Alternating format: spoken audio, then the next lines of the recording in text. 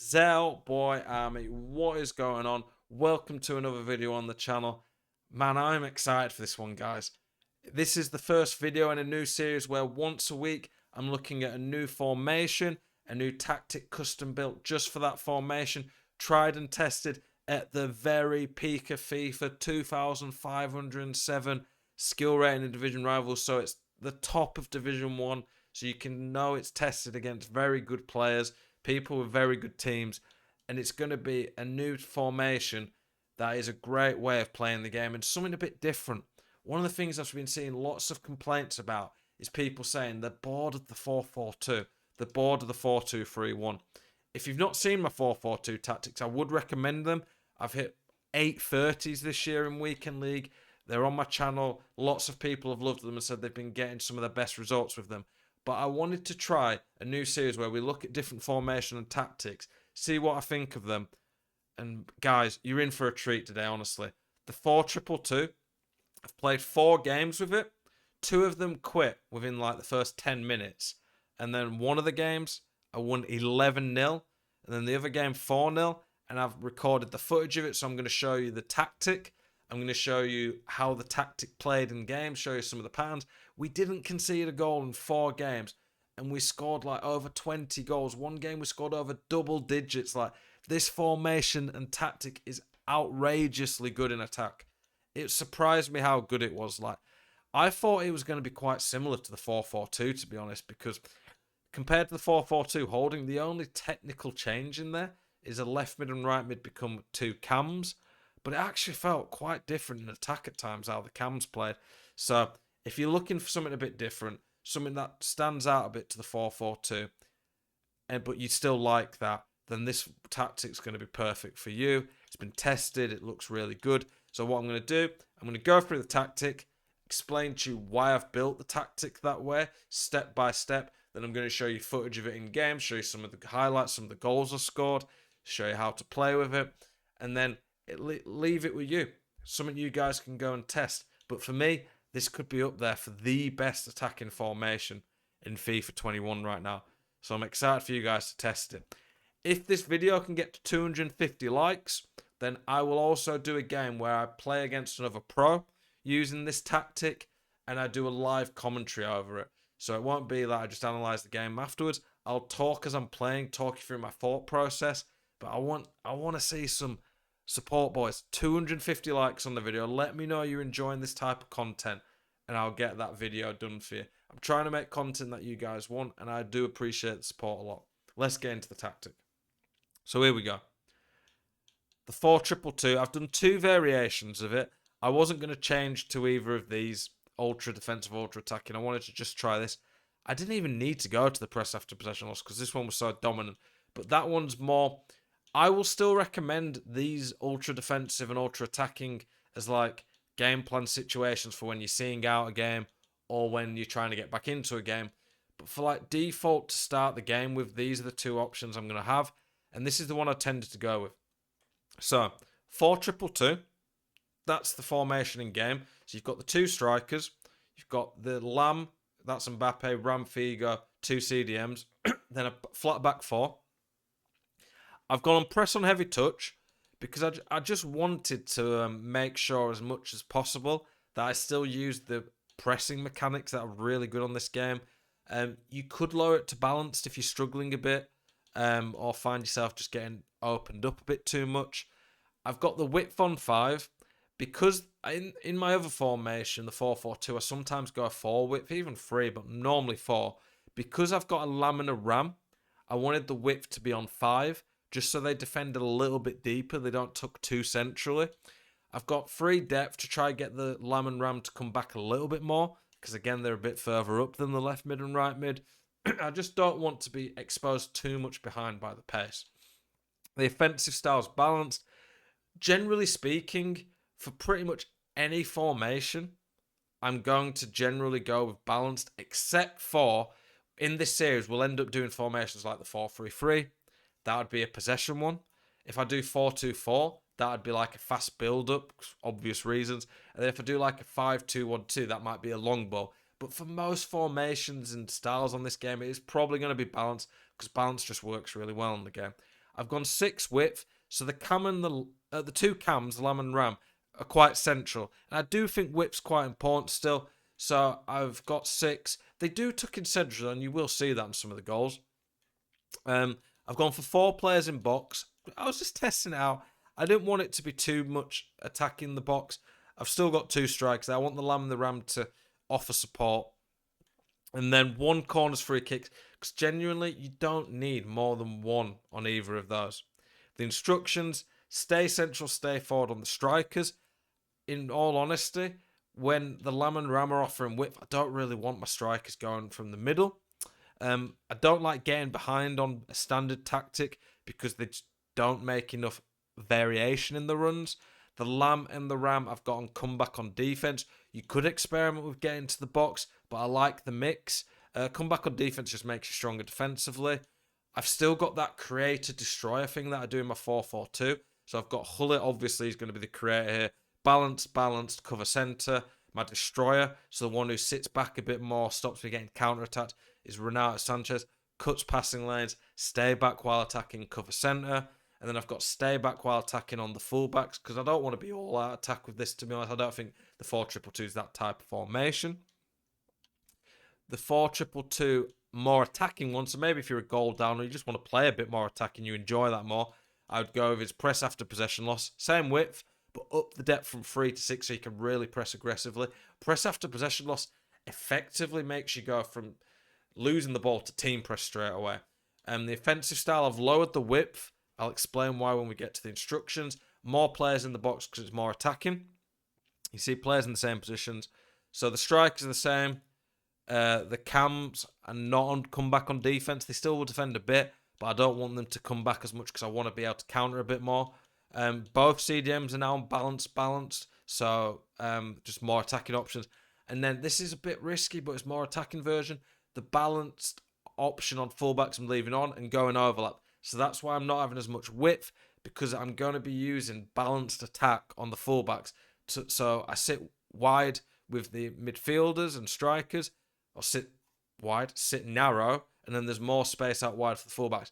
It's more risky in attacking, but if you want a more attacking variation, more fun, maybe if you enjoy that more, then that variation of the 4-2-2 is going to work well. Some of the main differences with like the 4-4-2 is that I think because you've got a lamb and a ram who can sit a bit more central, you can get more attacking width from the fullbacks if you like that. The lamb and the ram sit a bit further forward than a left mid and right mid will. You have a bit more interplay in the middle. It's a bit better through the middle, this formation. Some of the attacking patterns and goals we scored were pretty beautiful. So we're going to get into some clips of the tactics, show you how I played the game. And yeah, buckle in, boys. There's some beautiful goals in this. So, like I said, we played 4 different games. The first 2 that I'm going to show you were both rage quits, but that was because we scored goals pretty quickly. So I'm going to show you the clips of every single goal that was scored, some of the build-up, some of the way the defending works, and let you see what you guys think of it, to be honest. So we've got the 2 midfield duo here.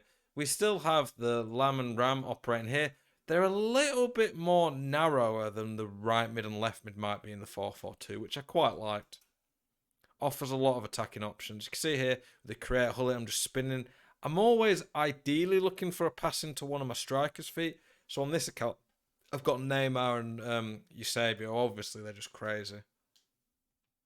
Always look to do that bridge dribble. The bridge dribble does not work if they're controlling their AI. If the AI is controlling the player, but because he's manually defended it, he can jump past. A scoop turn after the dead stop. So the dead stop there just works well, letting him run past me. Scoop turn to get past him. Then there, it's an easy finesse. Nice, easy goal for us. We'll watch that back one more time. Mbappe doing bits there, to be honest. See the bridge dribble just burst past him. Pretty easy, consistent goal. So you can see here that as I'm defending, I've got lots of options. My ram's helping defend against this guy. My lamb's defending up there. The 2 strikers will sit further forward to help with counter-attacks. And then my 2 CDMs will sit centrally to try to stuff anything up the middle. Win the ball back here. And whilst naturally I'm going to look to counter-attack quite quick, and you'll see some goals where this formation's counter-attacking opportunities are great, it is still a very good formation for build-up play. You can see it going backwards, playing with the CDMs. I'm not rushing anything forward, going back to the defenders, playing it right. And then here, I look for a chance to break. Mbappe there gets the bridge dribble. Nice easy passing to Hullet. There, Neymar here. This is the thing about having the CDM on balance. He gets forward and it creates an overload, so it's a 3v2 here. Nice extra pass to Neymar. And it is a very easy finish from there. And that led to a nice easy goal for us. And as you can see coming up, my opponent paused and quit. And it's doing the loading thing afterwards. So there you go. That was a nice easy win in our first game. Okay, when we saw this second game, and I saw this team, I saw it and I thought, it doesn't look insane, but it is a pretty good team still. Red Pogba is a pretty damn good pull. Paulinho and Talisca are not bad. Alessandrini's good. Sterling, bit meh. Ramos should be great, but not great in this game. But Eusebio and Rio are absolute beasts. So when I saw that, I was a bit surprised to what happened. So we get a kickoff, building up nicely. This is the second game, by the way. Just had a rage quit in our first game. Nice bit of build up. I'm looking to go forwards, but from kickoff, a lot of people make this mistake, by the way. They rush it forwards from kickoff. They don't go backwards. So many people, when I coach them, I see them rush the ball forward from kickoff and just give it away. It's better to go backwards and build up properly, wait for you to have enough options. Okay, I'm looking here. Neymar here gets a bit of space. There, I know I can accelerate because Ramos just isn't quick enough. And because I've gone that way and looked to shoot, it's caught him off guard because he thinks I'm going to shoot there. Then I turn back up, quick dribble. Beautiful finish from Neymar. Let's just watch that again. This is pretty special from Neymar, that turn, how quick it is, and then the finish. And then there, nice easy goal. Not a lot in that position that he could have done. And he quits. And that is our second game done. This formation so far just blown people away. So here we are in the third game. This one was an absolute goal fiesta. Some of the goals on display, boys, like just some crazy build-up. This one here, classic bridge dribble. If you're not using the bridge dribble already, what are you doing with yourself, boys? Just here, this is the ideal bridge dribble place. You get there, you take a touch there, and then you do it in a straight line like that. It just bursts past the defender, and it's an easy finish near or far post. And it's such an easy way to score goals. But you can't keep a good man down. The big man Eusebio, bridge again, and far post. Easy finish. That bridge dribble, like, you need to get it in your game. It is single-handedly the most broken thing on FIFA 21.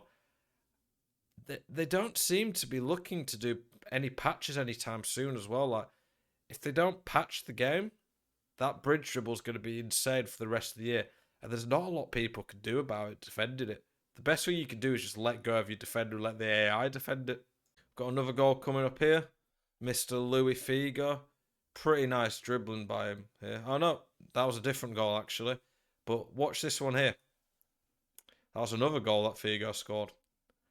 Look at this one now. Look there. It is red timed. I red timed that. And it's flown in near post past keeper. I do not know how that's gone in when it's red timed. Says a lot about the game, to be honest. Here's a goal that I like particularly about this formation. It was one of my favourites. You can see there, Renato Sanchez still gets involved in the attack even on stay back while attacking, which is nice. Another bridge dribble. But look here, I like this. This didn't happen as much in other formations like the 4-4-2 for me. And it does happen in the 4-2-3-1 because you have a Lamine Ram, but you don't have two strikers to occupy the two centre-backs. Whereas here, Neymar's bridge dribbled there, and Figo, who's a ram, isn't sitting as wide, he's sitting more narrow, and he gets in behind here, and it ends up creating a nice, easy tramp goal, as they call them on FIFA. Easy finish there. There's nothing my opponent could do about that. See here from Eusebio, some step overs. Step overs are pretty crazy on the game if you get good at them. And a nice, easy lob finish. We're just going to speed through some of these goals now because, yeah, there's still quite a few to come. Neymar on the ball, looking silky as ever. Kylian Mbappe, just flaring on him here. Nice passes. But what I want to see, you can see here, guys, is just look at all the options I've got in attack. That's 5 men in the attack. I've got so many options that I can just pass to. It's so hard for him to do anything. I could have just shot there, obviously. But it's just an overload of attacking options. But it's still solid defensively because you still have a flat back four and 2 defenders. Another bridge dribble coming up here. One of the reasons that I want to show you the goals, by the way, is not just so you can see the tactic and the formation, how it attacks, because that is the key part about this 4-2-2, how good it is going forward. The main reason is because I want you to be able to not just see that, I want you to be able to see this is how to score goals on this game, using the bridge dribble, turning at this point, using the extra pass, things like that are going to make you better at the game. Nice bridge dribble here. Ball roll when I get one-on-one. Easy finish because it's an open net. The ball around the keeper is very effective. On here, you can see that Figo still sits out wide. They sit wide. Sometimes they come inside more. I liked it how much they went from wide to narrow at the right times, it seemed. Play an extra pass here. And now here, I could shoot on his left, but it might get blocked. And on his left, it's not as good an option. When people get really tight to you like this and there's 2 defenders, you can use the drag back sometimes. So I drag back and burst pass and ends up creating a nice goal. Another bridge dribble there to get away. Big right stick touches. Again, that's something not enough people do. When you get past people and you've got all this open space to run into, use big right stick touches when you're sprinting. Slow down here though. Ball roll. Easy finish again. Lovely goal. The final goal of the game. We got double digits. Look at this here. Bridge dribble. It destroys people. And for some reason, like more than other formations I've played, players just made these runs. Look at Neymar at the back post, getting in behind the defender. And as soon as you see that your attacker's got the run on the defender, you should be looking for one of these passes. This here is just a normal X pass. Pass it across, easy tapping. A lot of times, these passes are open to score goals, but people don't look for them. If you look for them, you're going to end up getting a lot of easier goals. And guaranteed goals are not always easy to come by in FIFA. So look for these. And especially in this formation, if you try it, it's going to help you score a lot of goals. Okay, the final game here we had was actually our toughest. We ended up getting a good win here. You'll see the goals. The guy had a pretty good team. I was interested to see what this John Stones played like, to be honest. You'll see some of him. He looked pretty impressive, just a little bit slow, which is basically what I expected from the card. But a nice team that we had to play against here, and the guy was pretty good, to be honest. One of the things about this guy, it was quite classic FIFA 21, was that he was playing quite a high press. So it was interesting to see how this tactic and formation dealt with the press.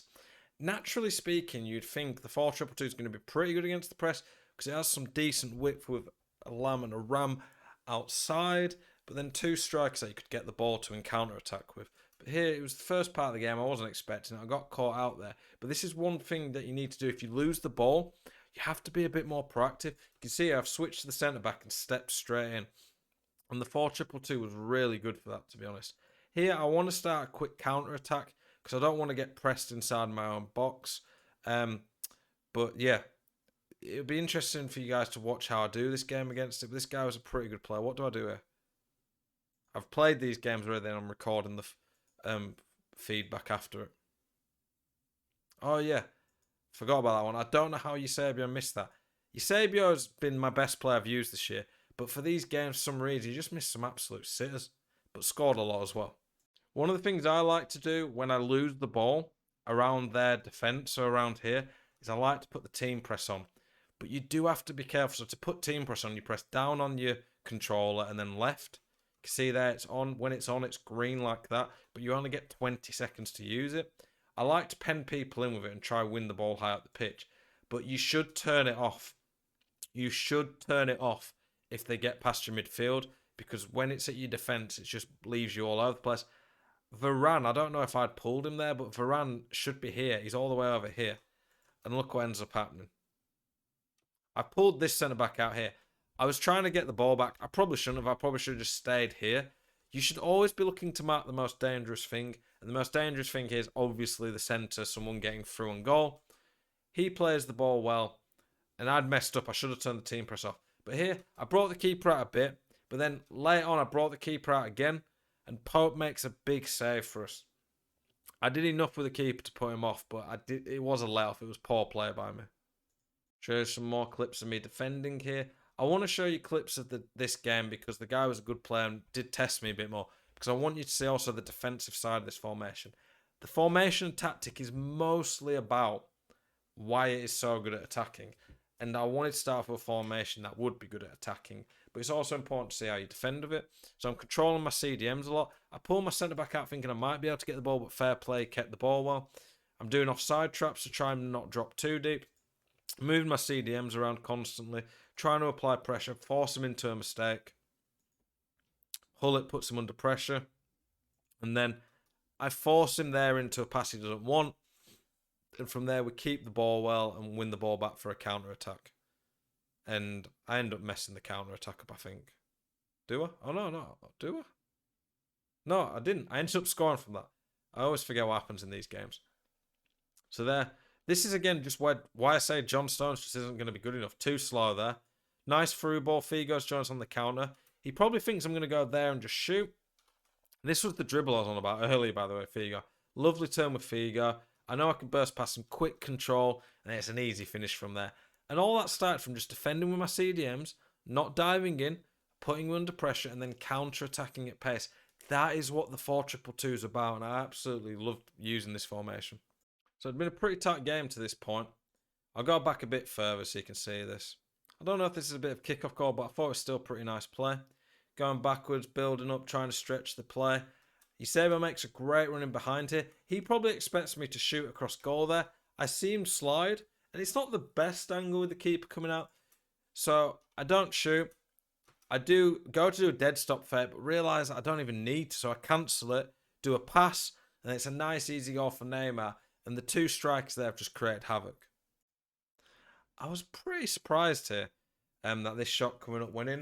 You can see here the CDM Hullet. Yes, it's Hullet, but you can use a normal KDB or Bruno in this role, and they'll still be able to do a lot going forward. When they get forward like this, they create problems with the defenders. And again, the overlap from my attacker, maybe that could have been blocked. And I'm glad it wasn't, obviously. It flies in. But just look at some of the attacking patterns. The CDM here getting forward occupies a defender, and then the fullback for some reason went for my striker, and then here just get a nice easy finish with Figo, puts me 3-0 up and pretty much game over then. Okay, so I lose the ball here getting pressed, but you can see some pretty good defending coming up afterwards. I don't panic. I mark there so we can't quickly turn there, and I'm controlling my CDM. I'm not diving in. I'm making it hard for him to break me down. I stand my ground. That is the best way to defend tricks. Watch this again. So he's doing drag back. I'm not diving in. Here, I'm not like there, miles away from him, but I stand off him a bit and then let him do the trick into me. I'm not diving in. That was done by me. I had to switch quick and recover, but you can see this formation is very good defensively. The main chances my opponent got came from me being an idiot. Fourth and final goal of the video coming up now. You can see here using the whole team. Nice build up here. Hullet getting forward. This run here by Eusebio was lovely. Not Eusebio, Mbappe. Look at the run he makes in behind. Causes havoc. Makes him think I'm going to go there. Doesn't switch properly. Then it's an easy finish across goal Neymar. This is why I like having 5-star weak foot. You can shoot straight away at any angle, basically. And that was the final goal of this. And this guy genuinely was pretty decent. But I played well. I really like this formation tactic. I think I'm probably going to use it this weekend league. It surprised me how good it was, to be honest.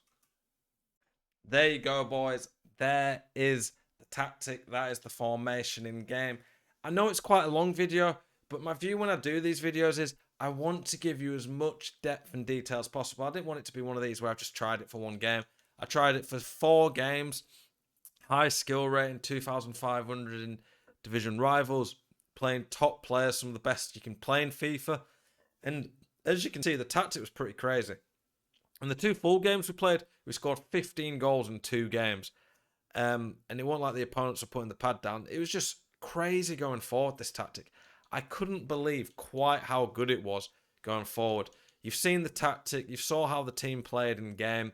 For me, the main strengths of the tactic, it's still very solid defensively. You can still control the CDMs and get a lot of men behind the ball, which is hard to break down. Lowering the depth meant I didn't get done by through balls, but it was still good at pressing. I liked how the players would go out wide sometimes to cause trouble down the wing, but then they would sit narrow and give me more options there. It was so good at attacking through the middle as well, because there's just always an option there. For me, this has to be up there as one of the best attacking formations in the game. It's pretty good at possession.